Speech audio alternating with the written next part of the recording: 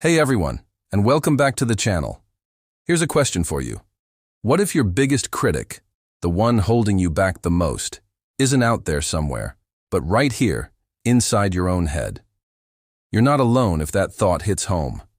Today, we're diving deep into something incredibly common, yet so often unspoken: self-doubt. It's that nagging voice, that little whisper that tells you you're not good enough, not smart enough, not capable enough. This internal battle, this mind versus you scenario, isn't just an inconvenience. It can seriously impact our mental health, our relationships, and ultimately our ability to reach our full potential and truly thrive. But here's the good news. Recognizing it is the first step, and understanding it means we can start to overcome it. We're going to tackle this together, so stick around as we explore how to turn that internal critic into your greatest cheerleader.